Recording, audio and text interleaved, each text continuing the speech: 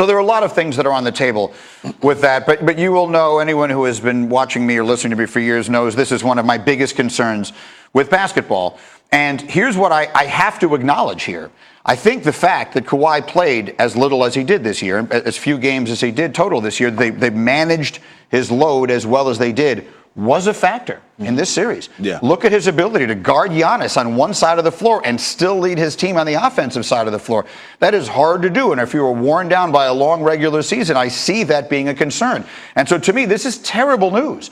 Because if it works, I can't blame any team for doing it with their superstar. And that, to me, is very bad for the fans. So this, to me, is a challenge that Adam Silver and company will have to figure out how they're going to address. Because I do believe that load management is going to become more and more prevalent. And I get that this was a unique circumstance, Kawhi coming off a serious injury. But still, this, I think, is something. And Tom, I think it's something that they need to really be concerned about. Yeah, and I think Adam is addressing it, and he's also mentioned the possibility of going to a 75-game schedule.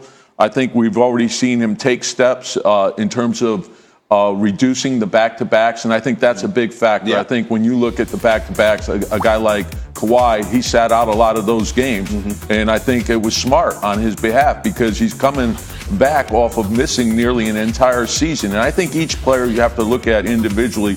But as far as every team is concerned in terms of load management, that's part of player care. So every team now employs sports scientists, athletic trainers, physical therapists. And you can look at your schedule when it comes out, and you have an idea when you're going to be hitting the heavy parts of the schedule. And then you're going to look at that and say, okay, we're not going to take a chance on risking injury with a guy who may be nicked up or a guy who has an injury history, and you're probably going to sit those guys out. And I would guess, with all that was at stake for Toronto on both sides, Kawhi's side and the Toronto Raptors side, that Kawhi probably made the call most of the time as to when he was going to play and not play. But to Greeny's point, DJ, this can't be good for the future of the NBA. No, it's not, because stars drive the league, and we need the stars out there as much as possible. And from a coaching perspective, Tibbs, you can agree with this, is that if those guys out there are not out there, your possibility for winning goes way down, and it affects so many other things. So I think with Adam and what he did with taking down the back-to-backs, 4 games in 5 nights, doing away with some of those, is going to help going forward. And I just hope that, the stars of this league do not use this as a ploy going forward, load management. I agree. And look, I give Adam Silver all the credit in the world. He has been a sensational commissioner, and in part because he gets out in front of these kinds of issues. And he's been talking about this. He was talking about it as early as I was talking about it or anybody else. He recognizes this is a concern. But the reality of it is, this is the one sport where the player's name goes above the marquee, right? This is like if you're going to Broadway to see some big movie star who's coming to do a play. Like, you're going to see that person. If you don't see them, it doesn't matter how good the play is. You're going to go home disappointed. And if you're the NBA and you go see a basketball game that features, make up a team here, any team you want, the Milwaukee Bucks, and Giannis Antetokounmpo doesn't play, it could be triple overtime and end in 1 point. You're still going to go home disappointed. And that is what they have to figure out. No, I think you're hitting on something big there, because it's not only the players, it's your TV partners, it's a lot that's driving the league, and then your fans. Your season ticket holders are paying to see these guys play, and then if someone doesn't play, that takes away from the product, it takes away from the league. So I think it's a big concern from all sides. Well, we do have must-see TV, the NBA Finals starting Thursday night at 9 Eastern, 6 Pacific. That's on ABC, with the Warriors taking on Toronto. And our Game 1 coverage tips with NBA Countdown, that's at 8:30. It can both be seen streaming live on ESPN and on TV. You can find it anywhere. Yesterday, the sports world was saddened to learn of the passing of a legend. Packers quarterback Bart Starr died at the age of 85. He was a player whose place in the game may be lost among some of today's generation of fans. But believe me when I tell you, the guy your favorite player wanted to be when he grew up was Bart Starr. Starr was a 17th round pick in 1956. That is the latest a Hall of Fame quarterback has ever been drafted. He won 5 NFL titles, including each of the first 2 Super Bowls with the Packers. He was the MVP in both of those games. He finished his career with a 9-1 record in the postseason, which is the best record in playoff history.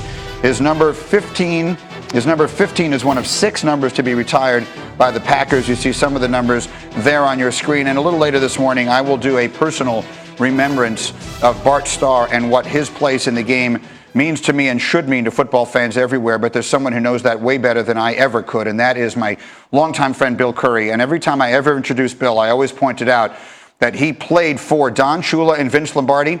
And as a center, he snapped the ball to Johnny Unitas and Bart Starr. And I know, Bill, how close you were to Bart Starr. And so all I can offer on this morning are my condolences and my gratitude for coming on and sharing your remembrances on what I know is a difficult day. I'd like to just give you the floor. There's a generation of fans watching us right now who don't really know that much about Bart Starr, what he was like as a player, what he was like as a man. What would you like them to know? Well, there's so much. And he was such a towering figure in my life, regardless of whether he ever threw a football or did anything on a gridiron, because he was a dominant human being before he was an athlete. The day I reported to the Green Bay Packers, I was 2 weeks late because of the college all-star game in those days. I was terrified. I was the last round draft choice. They had 20 choices in those days, and I was a 20th selection. And I'm walking to dinner not knowing if I'm going to be asked to sing or if I'm going to be ridiculed or if people are going to throw things at me. And I'm walking into a room of men that had won 2 world championships when we're being called the greatest team in the history of the sport, and not knowing what to expect. And there was a presence that came alongside me walking to dinner, and I turned and gasped. It was Bart Starr. And I said, well, Mr. Starr. He said, no, Bart, don't do all that Mr. stuff. He invited me to go to church with Cherry, his wife, and him the next day, and to have lunch at their home. And then he escorted me and ate dinner with me, and I didn't even know him. That was the beginning, and it never changed in the many years that we remained first teammates and then friends. Now, Bill, there's the personal side of him that you knew so well, and then there's the great quarterback. And I just ran through a bunch of numbers, but numbers never do justice, the truly great ones. When you think of Bart Starr as a football player, as a quarterback, what should young fans who know of Tom Brady and people like that, what should they know about how good a player Bart Starr was? Well, if you're a sports freak, like I always was and am, you should know that he was the quarterback for 5 world championships, but he did it in 7 years. That will never be repeated. Almost an impossible task. And the system, the culture of Vince Lombardi and Forrest Gregg and Jimmy Taylor and Willie Davis and Herb Adderley, those have been given justifiably a lot of the credit for those victories. But what you don't see, unless you study the films, is that the throws and catches that were made were unbelievable. The accuracy, just the sheer percentage of completions at the times when it mattered most, on the big drives. Bart Starr dominated football in a way that nobody else really ever will. Again, for an era of 7 years. Their playoff record was 9-1. They lost the first one. They never lost another one.